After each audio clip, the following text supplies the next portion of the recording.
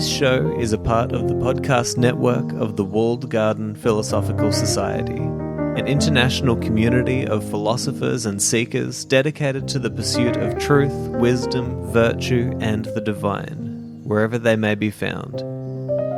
To find out more, go to thewalledgarden.com. Hello and welcome to another episode of Soul Searching with Seneca.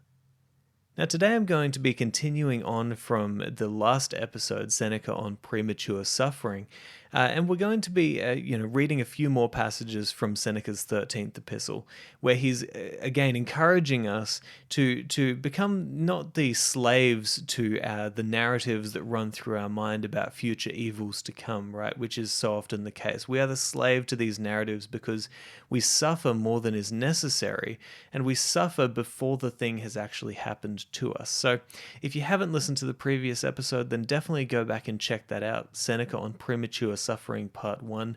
And today we're just going to be continuing on that line of thinking. So I'd like to read from about halfway through verse 8. He says, quote, "My dear Lucilius, we agree too quickly with what people say. We do not put to the test those things which cause our fear. We do not examine into them. We blench and retreat just like soldiers who are forced to abandon their camp because of a dust cloud raised by stampeding cattle, or are thrown into a panic by the spreading of some unauthenticated rumor. And somehow or another it is the idle report that disturbs us most. For truth has its own definite boundaries, but that which arises from uncertainty is delivered over to guesswork and the irresponsible license of a frightened mind. That is why no fear is so ruinous and so uncontrollable as panic fear. For other fears are groundless, but this fear is witless. Let us then look carefully into the matter. It is likely that some troubles will befall us, but it is not a present fact. How often has the unexpected happened? How often has the expected never come to pass? And even though it is ordained to be, what does it avail to run out to meet our suffering? You will suffer soon enough when it arrives, so look forward meanwhile to better things. What shall you gain by doing this? Time. There will be many happenings meanwhile which will serve to postpone, or end, or pass on to another person. The trials which are near or even in your very presence. A fire has opened the way to flight.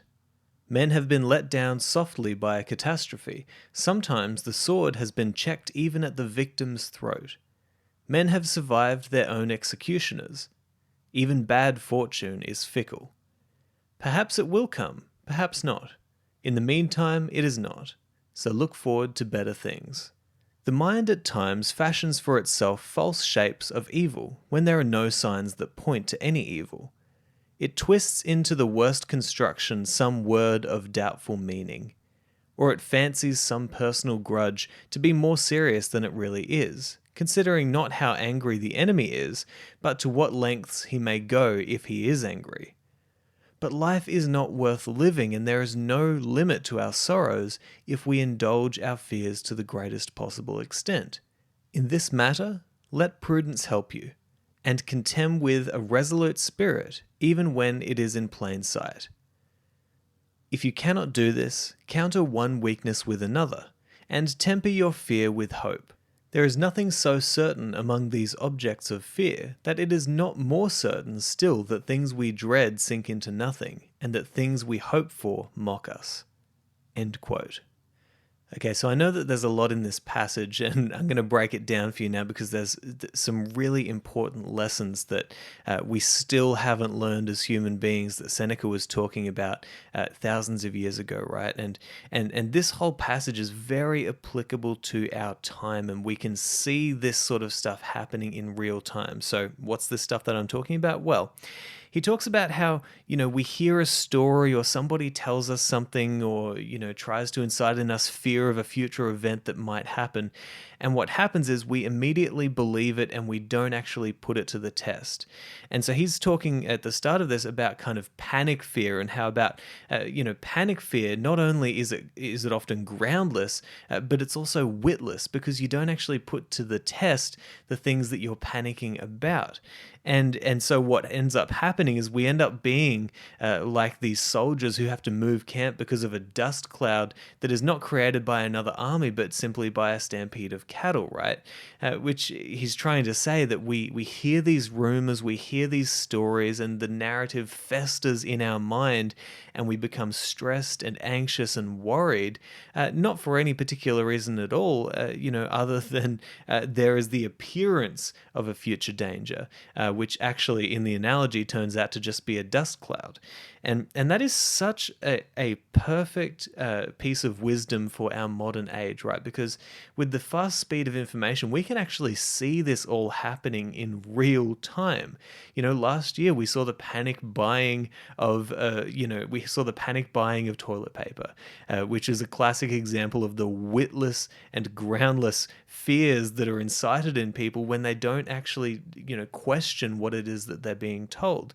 And we saw all kinds of events in the past year and a half happening around COVID and around US politics and all sorts of things where people believed the narrative that they were told, and it made them do silly things and it made them suffer unnecessarily. And Seneca puts up a really good argument for why we should be very careful about believing those narratives that fester in our mind and incite fear and stress and anxiety in us before the thing has happened. One of the things that he says is, even though it is ordained to be, what does it avail to run out and meet our suffering? And there's something comical about this advice, but because you realize how much folly we engage in as human beings, how silly we are sometimes. Because what we are literally doing when we project into the future a pain that is going to come or something that could happen in our future that would not be good for us, what we often do is we, instead of waiting for that thing to happen and dealing with it as it happens, we actually run to that event and we engage in it in terms of the stress and the fear and anxiety before it's even happened. And what he's saying here is, what is the point of running to meet our fears? Why not just let life come to you and deal with it as it comes, dealing with it with a sense of calm and equanimity as the thing befalls you? And that's such a great point, because there is something truly hilarious about the fact that as human beings, we build these narratives up, these stories in our mind of something that is going to happen to us, and then we actually run to it and experience it as if it would be great if we could experience more of that emotion and that fear. But when you recognize that that's what you do, it doesn't make any sense at all.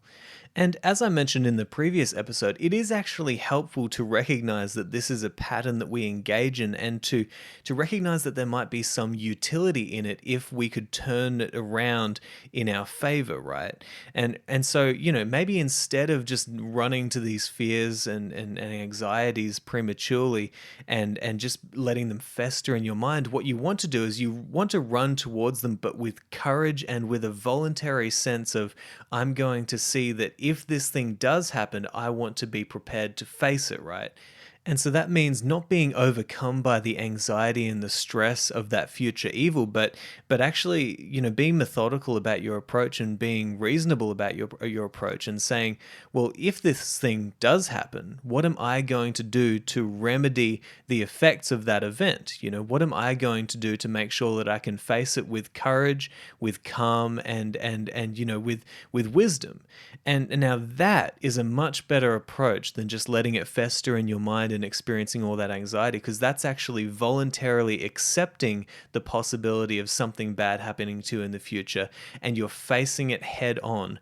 And when you do that, you will create a sense of calm about yourself, because you know that you're prepared for it. You're not just waiting for something to kill you. You're actually moving towards something and saying, well, if it happens, I can face this and I can bear it with strength and courage and wisdom. And so that's something to really think about. But Seneca just makes such a great point, which is that it doesn't make sense that we run towards these fears and get so bogged down in the narrative right before it has even happened. And one thing that he says here, which I really like, he says, "You will suffer soon enough when it arrives. So look forward meanwhile to better things." And we'll touch on that later. But he says, "What shall you gain by doing this? Time." That's such a great point. How much time do we lose in our lives worrying about things that never actually happen, or even worrying about things that do happen but aren't nearly as bad as the narrative that they have created in our mind, right? How much time do you waste in your life suffering unnecessarily and prematurely? That's a great question to ask, and it's more a question that I want to leave to you to meditate on in your own life, because the more that you meditate on that, the more you'll realize that it is such a waste of time spending your mental energy and your time, worrying and stressing about these things that haven't even happened yet. And I want to touch on this idea that he suggests we should look forward to better things instead of fearing these things that are happening in the future. And I think there's a great argument that he makes here, because he ultimately suggests that if it comes down to us choosing between hope and fear about the thing that is going to happen in the future, we should probably choose hope. So I'll run you through his arguments for why we should do that. Firstly, he says that men have been let down softly by a catastrophe. Sometimes the sword has been checked even at the victim's throat. Men have survived their own executioners. Even bad fortune is fickle, he says. And this is a key understanding. Like we talked about before, how many times in your life have you stressed and worried about something that you thought would happen, only to then find that it either didn't happen or it was much less frightening than you had made yourself believe in your mind, right? So bear that in mind while I build Seneca's argument here, because he goes on to say that perhaps it will come, perhaps not. In the meantime, it is not. So look forward to better things, right? So he keeps on saying this, look forward to better things. And it'll make sense why he's saying that once we get to the end of this passage. And he says the mind at times fashions for itself false shapes of evil when there are no signs that point to any evil. It twists into the worst construction some word of doubtful meaning, or it fancies some personal grudge to be more serious than it really is, considering not how angry the enemy really is, but to what lengths he may go if he is angry. All right, so this is another great example that we can all relate to, when you project that a person is angry at you or will be annoyed or will be stressed at you, and what ends up happening is you don't actually question whether or not they are annoyed or whether they do feel the emotions that you think that they're feeling, but you just go straight to the step where you start thinking about all the things that they're going to do or the ramifications of those emotions that they are feeling, instead of questioning whether or not what you're telling yourself is true, right? This is a classic way that family feuds start, or feuds amongst friends groups. It's right. You project these feelings upon other people, and you have no idea if they actually feel them themselves. So he says, but life is not worth living, and there is no limit to our sorrows if we indulge our fears to the greatest possible extent. In this matter, let prudence help you, and contemn with a resolute spirit, even when it is in plain sight. If you cannot do this, counter one weakness with another, and temper your fear with hope. Okay, so I think this is a really important point that Seneca makes here, which is that life would not be worth living if we took our fears to the greatest extent, right? And that's something really to think about. If you kept on letting those narratives simmer in your mind and making you stressed and anxious to the fullest degree about what could potentially happen to you in the future, then life would not be worth living. It reminds me of this quote from Seneca where he says, I'm paraphrasing here, but he essentially says, why do you cry about this when the whole of life calls for tears? Why are you worrying about this tiny little thing when, the tragedy of our life, the mortality that we experience, the, inevitable death of ourselves and everyone who we love around us, that stuff. Why would you worry so much about this other little narrative that you're playing out in your mind when all of life calls for anxiety and stress. And so it's kind of a backwards way of saying, listen, maybe this narrative that you're playing out in your mind of a future evil is not so terrible as it might seem. And he makes the point that, if you cannot do this, then counter one weakness with another and temper your fear with hope. Like he kept on saying, look forward to better things and temper your fear with hope. Now, you might remember a previous episode where I discussed Seneca's thoughts on hope and fear. He believed that they walked side and side with each other. They're both projections of either a good or an evil that is to come in the future that has not come yet and that may not actually come. And so he suggests that we should bring our focus, like we talked in a couple of episodes previous, bring our focus back to this day, back to this moment, and face each moment, with virtue and equanimity and calm and with discernment, right? Instead of just imagining all these things to come. But he does say here that if you must pick between, fear and hope, you should go on the side of hope. And here's why. He says, there is nothing so certain among these objects of fear that it is not more certain still that things we dread sink into nothing and that things we hope for mock us. Right? And so he brings the whole argument together here, which is that look at your life, look at all the times that you feared these things of the future, that you made up these narratives in your mind, or you believed the narratives that were told to you about some terrible thing that's going to happen, and look at all the times that thing either didn't happen or was a lot less stressful than you had made it out to be in your meditation of that thing, right? And so he says, look, that happens, and also what happens is that our hopes mock us. We project these hopes onto the future. This is what I want to happen. And then, it's like that old saying, God laughs at the person who has a plan for his life or something like that. I'm paraphrasing terribly, but, you have these hopes and then, life just goes a completely different direction. And so in that way, hope does mock us, right? Because we think that we can control something about the future, but we just can't. And so Seneca says here, listen, if it's true that we are actually terrible at predicting anything about the future, then we might as well remove our predictions and stop telling ourselves these narratives about what will happen in the future. But if you cannot do that, then replace your fear with hope. Right? Try to replace your fear with hope for the future. A hope that either the thing that you're imagining will happen will not happen, or that it will happen to a lesser degree than you're currently imagining. And that makes so much sense to me, and I hope that it does for you as well, because it is so much better to face life with hope than it is to face life with fear. Hope will put you in a stance where you're looking forward to better things. You've got a positive outlook on life. You know that things won't be quite as bad as what you make them out to be in your mind. But fear is just going to lead you to stress and anxiety and worry that is premature and unnecessary, right? But hope is going to give you a sense of calm as you go about your life. And I certainly believe that this is a sound psychological principle, that you want to shift your fear over to a hope that things won't go quite as bad, or that they won't happen at all. And one of the reasons why I would assume that it's so much better to face life with hope than fear is because fear, implies kind of a running away from something terrifying. Hope implies a moving towards something that is beautiful. That to me is enough for me to recognize that this is a sound principle to live by, right? Because you don't want to live your life with a fearful and stressful state, imagining that it's only going to be terrible for you, it's only going to be bad, what's going to happen will only be bad for you. You might think about the phrase amor fati, love your fate. There's a certain hope that exists within that phrase alone, within that way of living, because you're saying that whatever happens to me, I will get the best out of it. I will take what I can from it and use it for my benefit.